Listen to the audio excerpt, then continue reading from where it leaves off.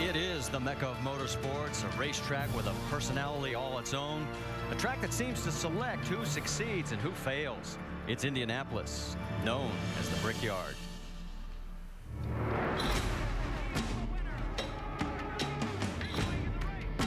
In so many ways, Indy's impacted my life because, growing up as a kid, I always dreamed about racing at Indy, of course, in the Indy 500, long before they had the Brickyard 400. Jeff Gordon wins the Brickyard 400 for a fourth time.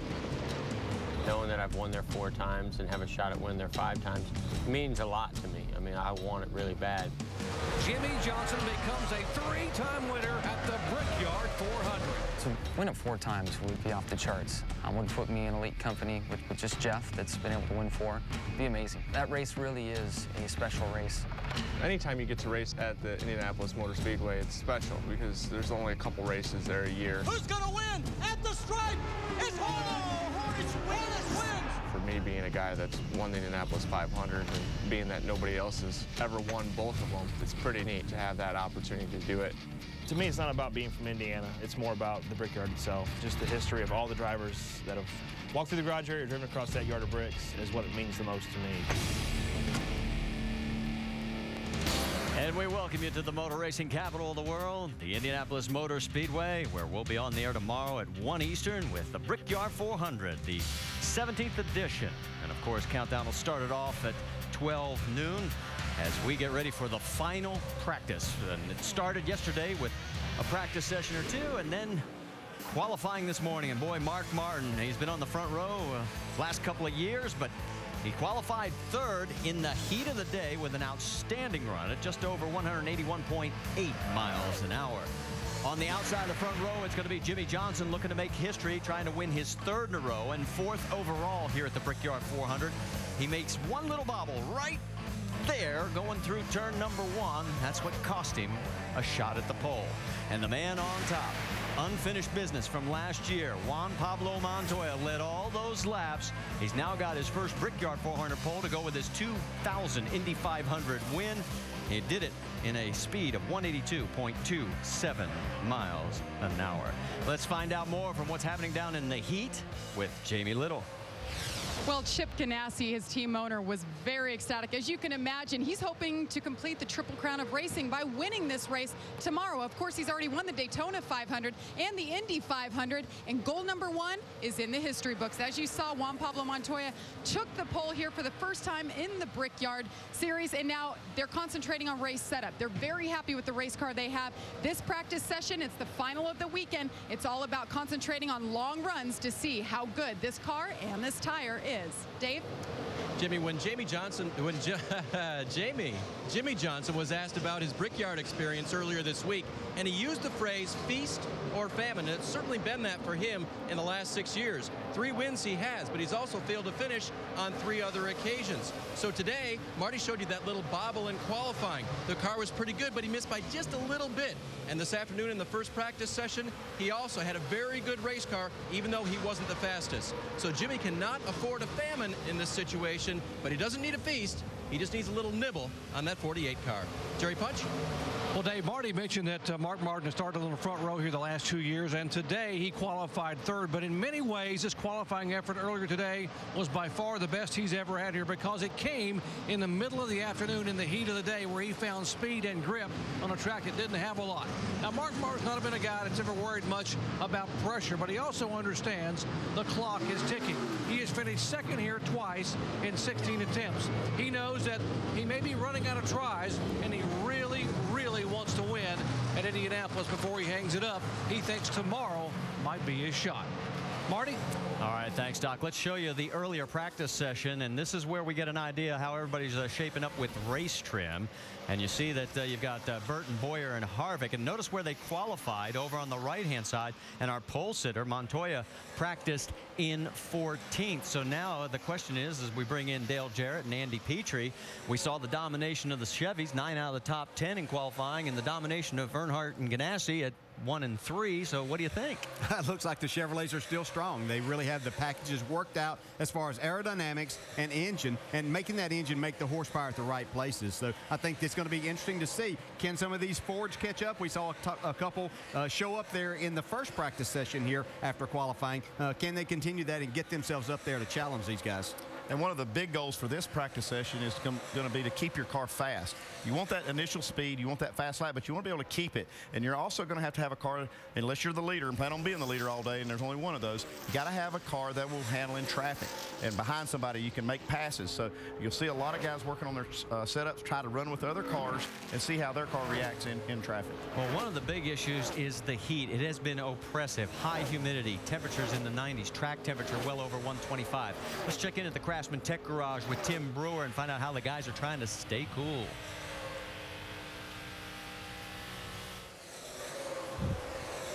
Marty, it's extremely hot inside these cars. You've got a lot of exhaust temperature coming off, going through the firewall, getting into the driver cockpit. You got a lot of exhaust pipes underneath the car, 1,300 degrees. But what we're going to do, we're going to put this carbon monoxide filtration system in our windows, drawing air from outside, conducting it through the filter into the intercooler. Then we're going to put this model on high right here and the switch. What that's going to do is literally blow air inside the helmet. You might not think it's doing much, but when you reach over and cut it off, you'll find out that it's really a breath of fresh air. And so we'll keep that driver as extremely fresh as you possibly can. He's going to do a better job later in the race. And take a look at Joey Logano. He's not going to be very cool at all. The hose is disconnected. Well, he doesn't have to stay out there, but a few laps, they'll hook it up when he comes back in the garage area. But those things do make a big difference. And Dale, you can probably speak to it more than I can. But I know I've driven a few races, and it's unbelievable how much that helps. Yeah, and you can see him open the shield down the straightaway to get a little air blowing in there, because that has come detached there. And sometimes you have to be careful. With new cars and things, everything's a little bit different, and you have to be careful, make sure that it's not tugging and pulling on the driver. Now, here's the way it's supposed to look. There's Dale Jr. with his attached. And it really does, as Tim was saying, it makes a huge difference. You don't think sometimes that it's actually even working until it really, you cut it off, or the hose becomes just unattached to it, and then you realize how much of a benefit it is. Well, for Dale Jr., the earlier practice session this afternoon, it was not a good experience. Watch what happens as he sort of gets so close and just taps the outside wall, and then afterwards we listened in on the radio conversation.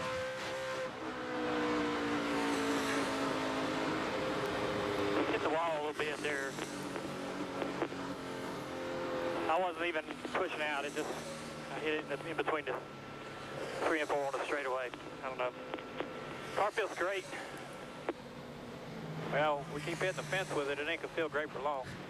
When you drive a few and hit the wall with them, you can start talking. Or when you fix a few you've hit the wall with, then you can start talking. So, all right, goodness. Crew chief and driver, go at it. Sound a little, driver a little snippy there, wasn't he? The driver, what are you talking about? I promise you, right where he hit that wall, every single time that I raced here from 94 through 2006, whatever it was, I hit the wall right there. You're setting yourself up for the corner there, and you're looking ahead to where you want to enter turn 4, and you just glance off there. He didn't do anything. I think they were thinking when he said that he had really hit the wall, and so anyway, I'm sure they'll work that out. Maybe. I don't know. Maybe.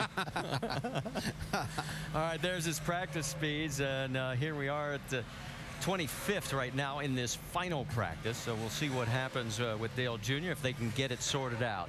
Right now, Martin Truex Jr. and his Toyota are up front, and let's talk a little bit about the calendar as we get ready for the race weekend. We've got Nationwide Series at O'Reilly Raceway Park tonight at 7:30 Eastern on ESPN. Sports Center coming from the Brickyard tonight at 7 Eastern on ESPN. And then NASCAR Sprint Cup Brickyard 400. It's presented by Golden Corral tomorrow at 1 Eastern on ESPN. Our coverage starts at noon Eastern with Countdown. And then NASCAR Now presented by 5 Hour Energy tomorrow at 9 a.m. ESPN2. And then the Mopar Mile High NHRA Nationals Finals tomorrow, 7 Eastern on ESPN. Are you talking about a big weekend of motorsports? Oh, yeah. The view from high above the Indianapolis Motor Speedway. You're looking down towards turn 1, the lower left portion of your screen. And we're being told that Reed Sorensen in the Red Bull 83 had a bit of an issue. As let's go back and take a look and see what happened to him. Oh, that doesn't look good. That's more than a little scrape right there. Or is that what would you call that a scrape? No, that's more than I'm talking about, boys. Okay. Coming out of 2. Every time I did that, it was serious, and I understood the crew chief hollered at me then. So I can holler at you if you get like that. Yes. Okay. Let's go back out trackside. Jimmy Johnson logging a lot of laps. Remember, yesterday he was the one that first surprised us. We thought everybody would go for a little bit of race setup first. They went out and worked strictly on qualifying. It paid big dividends. Now they're working on racing. They've already put in 12 laps. Yeah, this is more what I expected and what you expect from this team. Now, they did the tire test here also, so they have a good idea of what this tire is going to do. Good job, Jimmy. Keep it up, man. Pretty loose off, but other than that, it's good. I know I'm leaving some time on the table here. Sliding it pretty good off the 2 especially. Well, what he's saying there, he's losing a little rear grip off the corner, but that's kind of the way you want this car to start out. It's going to get tighter as they run, and he wants to make sure that if he can maintain speed and still be loose, that's probably a good sign that you can be better at the end of the 10-lap, 15-lap run. Yeah, and as I talked to these guys, I'm sorry, Maury, but as I talked to these guys yesterday, the one thing that they all talked about was how difficult it's going to be to pass. Now that they've got the spoilers on these things, they're getting more of a front-end aero push, and at a place like this, they're really concerned if they don't keep their car really turning good, then they're going to have a problem turning under somebody and making that pass. Well, Jimmy was 5th. Right now, we're checking in on Tony Stewart. He was not happy with this car yesterday. He's 30th right now in this final practice, and I got a feeling Smoke's still not happy. Well, looking at his lap times, he's at lap 8 on the board. He ran a 52.95. That's kind of compared to Jimmy Johnson at 12-lap mark. He's actually a 10th faster. So I think Tony's got a little work to do still. Yeah, Tony was 14th in the earlier practice session today, and now, as we told you, he is even further down in 30th. Let's check in with Dave Burns. What's going on, Dave? Checking in with Team Earnhardt Ganassi. Juan Pablo Montoya has just been over to talk to Jamie McMurray in the window. And I wanted to focus on Jamie here because in the early practice session this afternoon, he wasn't happy at all with his race car. As they button it up now, they put a change back. But let me explain. Earlier today, no grip. That was his big issue. On the first run today, his report was not horrible. You always like to hear that, not horrible. But overall grip okay. They got that back. They made one adjustment to try to get the front end to work better. And on that last run, he just went out for about a lap. And he said looser in 1 and 3, tighter in 2 and 4. Let's put that back and start where we were. Because where we were was a good place. Marty? Well, he's going to be starting 3rd, and that position has won this race twice. The pole has won it only twice in the 16 prior runnings, so they've pretty much got an even chance. And let's take a look at the 5-lap averages. And this is the first time we've really seen anybody on the track for that much period of time. Yeah, this is a really good comparison right here of all the cars at a 5-lap average because they started out with new tires. All the cars are basically on the same tires. And you can look at this and get a good indication of who's good and who's going to be good. And no surprise Jimmy Johnson's on the top of this. But, you know, you see all the cars. Martin Truex Jr. has the fastest single lap, but he's down a little ways on the 5-lap average. And I've always put more stock in the 5, the 10, the 15 laps when you get and look at those, because Martin, as we see right here, he is the fastest on the speed charts for 1 lap. Yeah, but if we go back and look at 5-lap averages towards the end of practice, you start getting cars that come in and change tires, do different things, and it's hard to really look at. That's why it's really good to look at that 5-lap average at this point in practice. And Martin bringing it back in after running a few more laps. He's put a total of 9 in the books. His first lap was his fastest. In fact, I'm looking down the charts, guys, and almost every car except 3 out of the 39 that have been on the track, their fastest lap was the first one. Yeah, it's because the tire has got all the speed on the very first lap, and after that it does lose grip. It's kind of the way they designed this tire, to put rubber down in the racetrack, have a little bit of give up in the speed. When we say fall off, that means falling off on speed as they run, and that's a good thing. I mean, it's going to make for a great race, but that's why you see that first lap that they go out there be the fastest. Well, Carl Edwards is going to be doing double duties, running here today, and then tonight he'll be in the Nationwide Series. And let's find out what the latest is. Doc, are they reporting anything? Marty, they have a potential problem brewing, or continuing, I should say. Since they got here yesterday, they have had a problem with the vibration, and they've been trying to decipher where it's coming from. They have made a couple of adjustments on the car. I just talked to Doug Yates a moment ago, the engine builder, and Doug said we have changed the drive shaft, we have changed the rear gear, and it's still there. Now, the last thing they have done just a moment ago is they have changed the pinion angle in the rear of the car. He said, now, if it doesn't work now, we're going to have to go back and possibly change the transmission, but if we do that, that means we go to the back of the field. They're hoping the pinion angle will work, but right now it's still there. The vibration is still around. Now, exactly what is a pinion angle, and what are they changing on this car to help fix it? To explain, let's go down to the Craftsman Tech Garage and Tim Brewer. Thanks, Doc. What they're talking about, folks, is actually changing the angle of the pinion right here. But how they have to do that, when the trailing arm runs from the cross member back to the pad right here, they can actually take and put this tapered shim in here. And by changing this, you can change it by 1/2 degree, 1 degree, or as much as 5 degrees. But what they're trying to do is get the drive shaft to come back in here at a motion to where it's working the universal joints, but it's not vibrating. But a lot of guys use this to manipulate traction off the corner as well. Yeah, Tim, we saw this exact same thing with Carl Edwards at Daytona. They were struggling with the vibration with his Nationwide car. It makes me think that Carl is very sensitive to vibration. I've had other drivers that were more or less sensitive to vibrations, and I kind of like a driver that is sensitive to it because you can get that car really smooth out, and it's worth a little speed when you get all of the little vibrations out. And that pinion angle is very critical to trying to make that driveline feel right. Very seldom does it just go away, does it? No, they never go away. You got to work on it. All right, well, right now, 4 out of the top 5 cars in practice here are Chevrolets. Martin Truex and the Toyota is on top. There's a lot of them. One of them was the year that Denny Sutherland did the spin and still won. Did he make the move? Sullivan down low. Sullivan has the lead. Just at that moment, losing control of the car. It's unbelievable. The spin and win from 1985, and Mark Martin right now in the 5 car, 4th on the speed charts, 175.12. You see it right there. Let's listen in on the radio. Pretty good lap right there. I think we got it pretty good. Loose to start, but feels good. Yeah, that's the way you have to be. You have to be loose on the start. Mark's smart enough to know that, and he likes what he has. And looking at his lap times, they look really good. Doc, you've got more? Yeah, I talked to Mark just a moment ago before he climbed back in the car, and he told me that was what they were battling. They were really loose in the corner, tight in the middle, and loose off, and they were going to make a couple of adjustments in the front end. He said, what we want to do is get the car to roll better in the middle of the corner without killing the exit speed. You've really got to be able to use that throttle getting off of 2 and off of 4. And just the minor adjustments, guys, DJ and Andy, has made a huge difference. Mark says the car is so much better, not nearly as loose in, roll in the middle, and able to jump on that throttle coming off.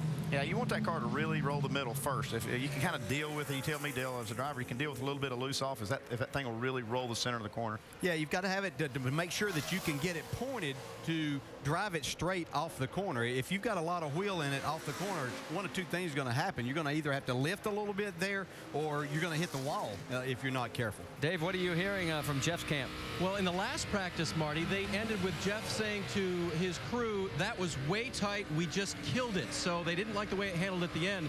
They made some changes in the 30-minute break they had. I just talked to Steve Letarte, Jeff's crew chief, and I said, did you get it past the way tight killed situation? He goes, that last run, we were really good right there. So they're running times that they like. Jeff likes the balance. And remember, he starts on the outside of row 4, going for his 5th Brickyard 400 tomorrow.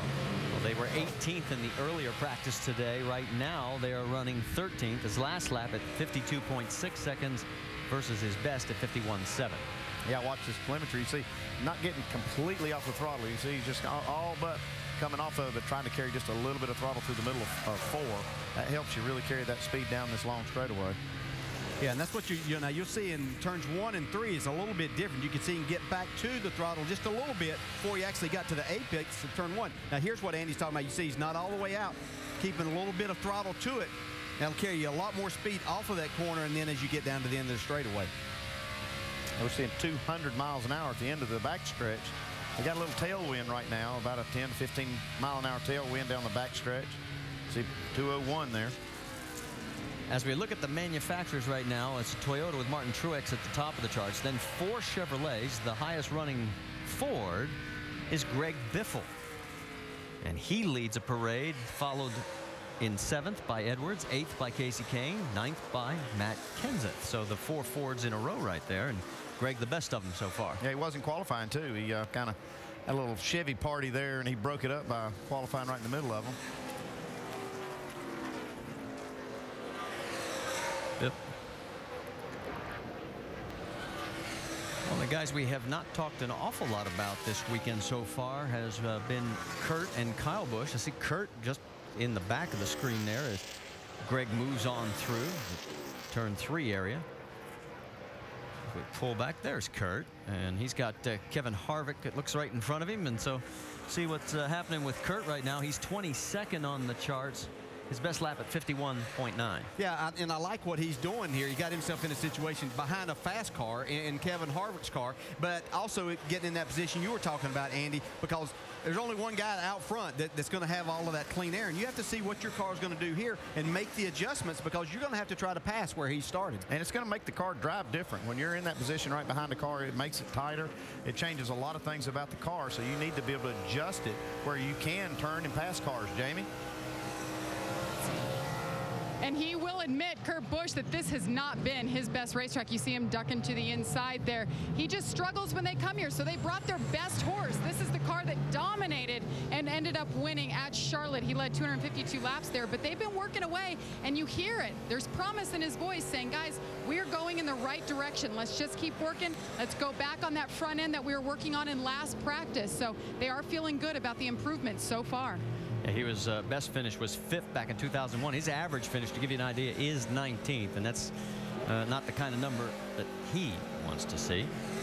And the thing that makes it really difficult, and I know they're in a much smaller box these days, but we used to have to build a car that was more for a flat racetrack in doing things. And I know there's still things that they can do on these flatter surfaces. You just talk about a car from Charlotte, you had a lot of banking to rely on there. Here you have to do a lot of other things, Andy, as a crew chief, to make that car go around for the driver. Yeah, I found over the years, like this track is so unique because it's so different than any other track that you'd have to bring a car that had a low center of gravity. I mean, just a little bit lighter car will run faster here, and that's not necessarily the case at Charlotte or Atlanta or some of the banked racetracks. Brad Keselowski qualified 25th for the race tomorrow. You can see right here in the final practice, he's 17th. I saw him right before the first practice today and asked him flat out, I said, are you holding up all right with all this heat and back and forth from ORP, where he's going to be running the nationwide race tonight? He says, yeah, don't worry about me, I'm fine. He's so skinny, he couldn't lose a lot of weight either way anyway, but in great shape, obviously, in doing this double duty all year. And Ryan Newman, who's made news a couple of ways. Yesterday, he came out and basically told everybody that Brad Keselowski could end this little discussion with Carl if he punched Edwards right in the chin. And then we found out that he and his wife are expecting, along with Sam Hornish Jr. They are both pregnant, and that means now 8 drivers and their wives are pregnant or have had a baby in 2010.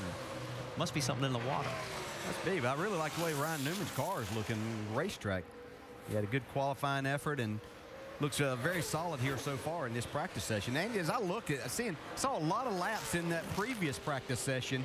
I know me as a driver would be looking, because you know how long you're in the throttle here, but as a crew chief, are you concerned about all the laps? You had a lot of practice yesterday and pretty much today, a lot of time putting on the engine here. We used to worry about that a lot, but the teams have really adapted well to this. They start, building more and more reliability into them, and they found out that, you need to be able to run laps to be able to make your car better. So they're not going to build these engines where they're just like a time fuse where they're going to burn out after 600-700 miles. They're going to build a little more reliability in them so they can go out here and run a lot of laps, because it'll pay off on Sunday if you can get your car right and make sure you know it's right by running a lot of laps. So as he brings it on in, as we continue to watch Ryan Newman, the man at the top of the charts is Martin Truex, as he turned a lap at 175.6 miles an hour. So Martin makes the turn back towards Gasoline Alley, and we'll make the turn to a break. All the racing greats that have experienced that yard of bricks. That's what makes it special. I remember my father taking me to qualifications. Going there and seeing those cars run that quick was something that just was mind-blowing. Just past the top of the hour, less than 30 minutes remaining to get the car sorted out before you have to put it away for tomorrow's race at 1 o'clock Eastern here on ESPN. And let's talk a little baseball while we've got a moment, because ESPN Sunday and Monday night, first Albert Pujols and the Cardinals take on division rival Chicago. ESPN Sunday Night Baseball at 8 Eastern. And then on ESPN's Monday Night Baseball at 7 Eastern, it's Miguel Cabrera leading the Tigers against Evan Longoria and the Rays. Both games available on ESPN3.com. Little shade over in turn 4, courtesy of a nice cloud high in the sky, but it's been a hot, sweltering day. And let me correct one thing. I had Brad Keselowski 25th. That was his practice speed from earlier today. He will actually start the race 10th, so we want to make sure we're accurate there. And speaking of the heat, we're getting word Kevin Harvick is in, and let's find out what's going on there. Well, Marty, he just radioed to his crew after that last run. I'm not the fastest car, but I like the way it drives, and that can be something that can pay big dividends over the course of a 400-mile event that we have here tomorrow. Now, our championship leader liked the way his car was in practice at the end of the first practice. In fact, he said we made it, quote, a tremendous amount better. But there was one problem that he had. With all this heat here and all that engine running there and his feet so near to the drive shaft and everything else, he said, my feet are on fire. We go to the controlled environment of the Craftsman Tech Garage. And Tim Brewer, Tim, what would you do for a driver whose feet are on fire? I don't know. I'll work on my own here in a minute. It's pretty hot in here. But you've got 215 degrees of water temperature blowing back in this area. You've got the exhaust coming down the headers. And like he said, his foot is literally setting right over the exhaust pipes. But you can give him one of these little booties to put on his heel to keep from burning. But what the guys are probably going to do is wrap the collectors right here with this material. But we use some stuff right here in the floorboard of the car. But anything you can do to protect the driver, and a lot of the drivers inside the car put a NACA duct over in the right side, and sometimes they'll literally run an air hose over to blow some air around, because with the leg restraints and everything inside the car, any kind of movement of air is going to help the feet, you know, be a little bit cooler. And it's only going to be slightly cooler tomorrow, 160 laps. You've been in this situation, DJ. What's it going to be like? Yeah, it's going to be a difficult day for these guys. They're going to have to make sure that they've worked literally all week and getting themselves hydrated. And you have to just go into understanding, do everything that you can as a driver. Tim showed everything that you can do, driver and crew-wise, to keep your feet. Burning that foot is no fun, because that literally won't let you drive the race car the way that you need to. You see a lot of the Childress cars have the right setup for this track. Look like Childress had the right setup for the heat, too. Do you see that white shirt? Yeah. That helps a lot, giving some kind of a light color. They reflect a lot of that heat with some of that stuff like Tim showed you. Try to keep that header heat off that floor. Denny Hamlin is going to start 9th tomorrow as... Or no, I'm sorry. He's running very well right now. As far as, let's talk about... Free up initial throttle just a hair, and free up turn down in just a hair also, and we'll be good. One of the things that tomorrow on our countdown show is going to be a feature on Denny, on how tough it was going through the rehab process after that knee injury. And it's a piece you don't want to miss, because he's never really talked about it since it happened. And it really is fascinating what he has gone through just to be able to continue to race here. Yeah, I think you'll have a whole new respect, whether you're a Denny Hamlin fan or not. I think you'll get a whole new respect for an athlete that's willing to go that extra mile and do whatever it takes. You know, he's going to actually say in the just one thing is that, you know, in most other sports, somebody gets that type of injury, they're out for the entire season, and we see him not only performing but winning races. Carl Edwards is back in the garage. We've been hearing about a vibration, Doc. What's the latest? Well, why don't we listen to Carl? This is his radio just moments ago. Turns better everywhere except for where it's really loaded up. 10-4. And I'm coming to you. It's shaking so hard, man. We got to be hurting our chances of making it to the end of the race there. I'm coming to you. 10-4. Well, he has come back to the garage area. Now Bob Osborne and the team have put the car up on the scales, and they're looking at putting it up now on jack stands, looking underneath the car, again at the drive shaft, at the pinion. You saw Tim Brewer show you a moment ago what that is. They've changed the gear, and now the decision is, do we end up going ahead and changing the transmission? If they do that, they will have to start in the rear of the field. Anything else they change in the drivetrain. They're going to jack it up, look under, see if they can see what's vibrating, and try to give it a once over again. But you heard Carl say it is just getting so bad, he doesn't think they could finish the race here on Sunday. Carl qualified 19th right now, and the chances if you go to the rear are slim and almost none. So we'll keep an eye on that story, as we also want to take a look at now the 10-lap averages here in Happy Hour. And surprise, surprise, look who is on top. Only 8 cars have actually recorded 10 consecutive laps. So you can see right there from Jimmy Johnson through Kyle Busch, and a almost 2-mile-an-hour difference between those 8 cars. Stay with us. Let's talk a little bit about what's going to happen tonight, 7:30 Eastern. It's going to be on ESPN, the NASCAR Nationwide Series from O'Reilly Raceway Park. Vince Welch and the team getting ready for that one. Sports Center at the Brickyard tonight at 7 Eastern on ESPN. Then our Sprint Cup coverage, Brickyard 400 presented by Golden Corral. It's tomorrow, 1 o'clock Eastern on ESPN, and our coverage starts at noon Eastern with Countdown. And NASCAR Now presented by 5 Hour Energy tomorrow morning at 9 a.m. Eastern on ESPN2. And then for drag racing fans, we'll go the quarter mile at the Mopar Mile High Nationals, and that's at 7 Eastern on ESPN. Our pole sitter is Juan Pablo Montoya, but he is 27th on the speed charts, and that smile that was there after qualifying is not there right now. Yeah, they look a little concerned about how their their practice times are stacking up. They may be trying a few things here and not particularly working, so that's good news. They can probably go back to something they know will work. Well, the bad news is, take a look at the number there for Jamie McMurray, his teammate. He's 23rd in this final practice, so both cars searching for some answers. Yeah, it just shows you how big a difference it is whenever you talk about speed for qualifying, making one lap efforts, and then what it takes to come out here and get the car ready to race for 160 laps, 400 miles. Jamie going to start 4th tomorrow, right alongside Mark Martin. The thing is, we're stacking up these times by the fastest lap, and the cars that are not starting up front won't be able to run those fast laps on that very first one. So, they'll have the track position. Once these tires get a lap or 2 on them, they stabilize to be real close. So I don't, you don't see Montoya slipping back real quick at the beginning. I think he'll be good. He'll have the clean air, and they'll figure out their setup problems that they're having right now. Well, there's Juan, Jake, trying to stay as cool as possible. What's the latest, Jamie? Now he's smiling. He heard you guys up at the booth. But you guys hit on something. That's exactly what the 42 team is doing. They're trying something.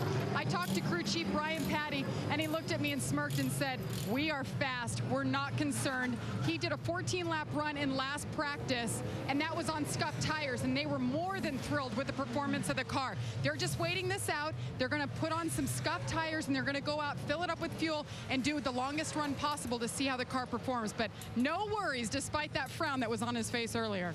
Well, sometimes, as you said, the numbers can be misleading, and we'll find out tomorrow when we drop the green flag. That's why we run the race. And one of the guys who is looking very good here in the final practice, the 31 of Jeff Burton, second quickest overall. Running a lot of laps too, and it makes you think. When I see a lot of laps on the board, I feel like, that guy must be pretty happy with his car, or he wouldn't be out there running all these laps. Yeah, this has to be like lap 7 or 8, since they look like they put on tires now, and he's still running good competitive times. Well, we do have one 5-lap average on him. He was 5th of those cars that went for at least 5 laps. And he has not done a complete 10-lap run yet, according to our scoring monitors. Jamie, you've got more? I think this 31 team, guys, is over-adjusting themselves just a little bit, because early in this practice, Jeff Burton said this car is better than last practice. Well, last practice, he was P1 on the board. So he came in and said, guys, I'm a little loose. So they dropped the track bar on the right side, put some air pressure in, and you guys are right. He put on some new tires. He went out there and he says, now I'm tight. So they're just scratching their heads as they try both directions. That's all good information, though, Jamie, because when they do that, then they've got all this data and everything that, okay, we did this, we put tires on it, it made it tighter. So now they can go back and sort through all this, and this is what really helps them come up with the setup that they're going to run tomorrow. Yeah, and I can tell you, just watching his lap times here for about the last 4 laps, they've been within like 8/100ths of a second of each other. When you get your car that good with this many laps going on consecutively, you know that you have something going pretty well. Jimmy Johnson on track right now, as of course we've mentioned the fact he's looking for his 3rd Brickyard 400 in a row.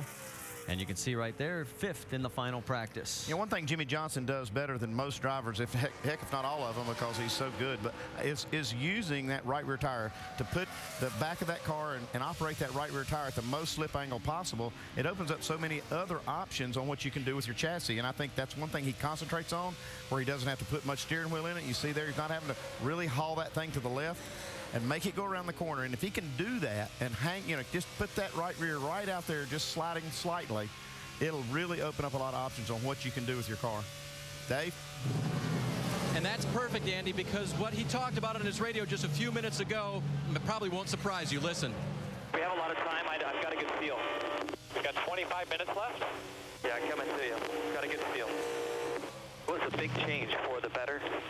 I think what we thought that the last change would do, this did it. Now we got to tie the back of the car down.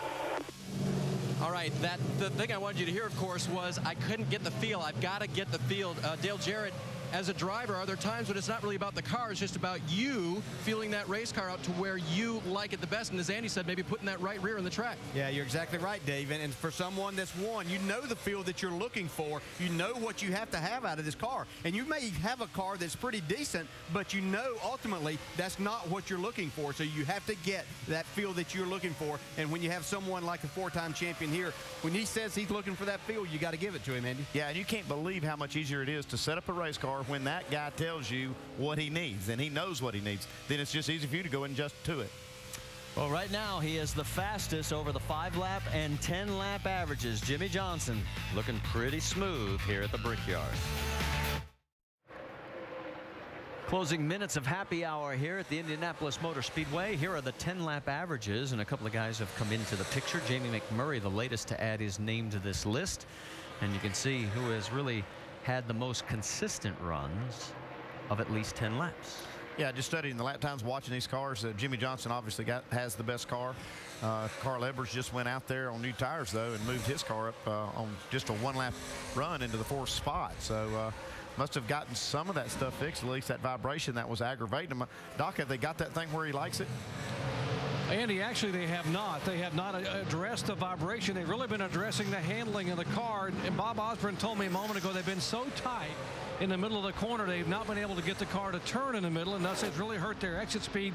They made another adjustment with the car up on jack stands a moment ago, put it back on the scales, and obviously that adjustment has made all the difference in the world. As far as the vibration's concerned, I asked Bob again. He said, you know, I'm not going to change a transmission. I've never had a transmission be a problem as long as I've been here. That is not the problem with the car right now. I'm not going to worry about the vibration until after the session is over, and then we'll look some more. So maybe, as the Beach Boys said, maybe it's a good vibration. Whatever it is that's happening is sending that 99 car in the right direction. Doc, can you hum a few bars for us? Take a look at Carl's runs here, and you can see how it shakes out. Yeah, I really like what I'm seeing on Carl Edwards' car. Maybe one of the fastest cars we've seen to go back out now on new tires. And I kind of agree with Bob Osborne's philosophy there. I've never really seen a transmission that causes a vibration without really being something bad wrong with it.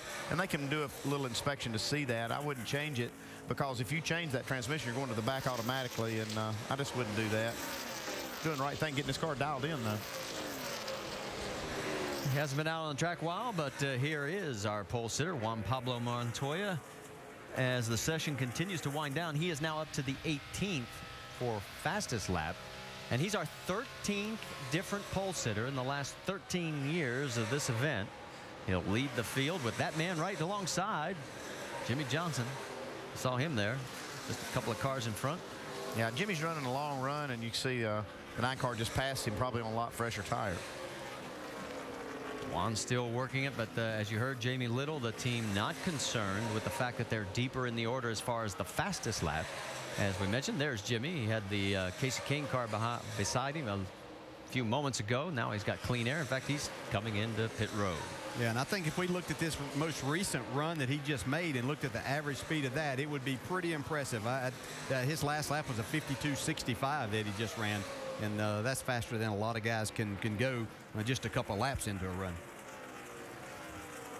As he brings it on, and I guess the guys that have surprised us the most, still Tony Stewart down in 27th. We haven't seen a lot of improvement in that race car. Well, actually, we have seen a little improvement, Marty. He was over on the right side pretty far down. They made a change. They went back out on stickers. He did move up, and that's hard to do late in the practice run. And I think they have made some improvement. It's probably not where they want to be, but maybe they found a direction.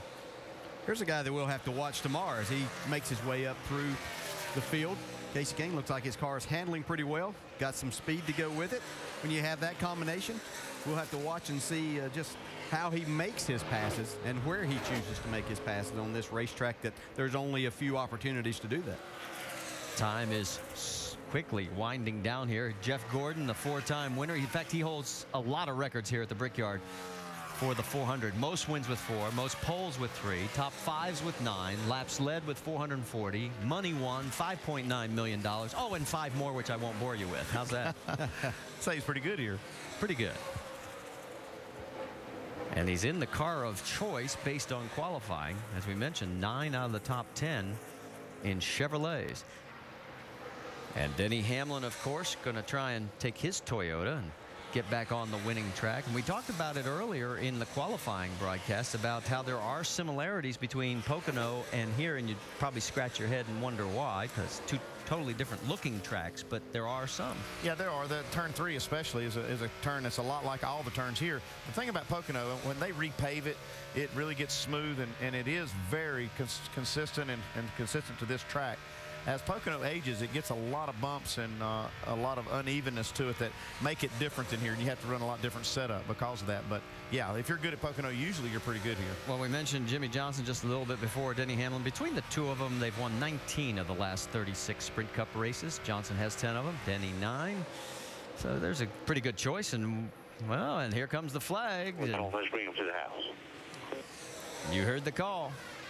The session is over, so you're going to have to start with what you have under the hood and in the setup. And Jamie McMurray's looking happy. Maybe it's because he's getting some cool breeze across his chest. Stay with us. We'll wrap it up. We'll set the stage as we get ready to go racing. Carl's getting ready to head over to ORP to run the nationwide race tonight. Here are your top 10 individual lap speeds as we look at happy hour. And again, remember that Jimmy Johnson had the best 5 and 10 lap average of everybody that recorded that many. But we got so much more coming your way from Indianapolis. NASCAR Nationwide Series from O'Reilly Raceway Park. The race tonight, 7:30 Eastern. And the Brickyard 400 presented by Golden Corral. Sunday at 1 Eastern on ESPN. Our coverage starts at 12 noon with NASCAR Countdown. That's going to do it for us, but right now we're going to send it over to O'Reilly Raceway Park. The Nationwide boys are about to qualify, and let's send it to Vince Welch. Vinny?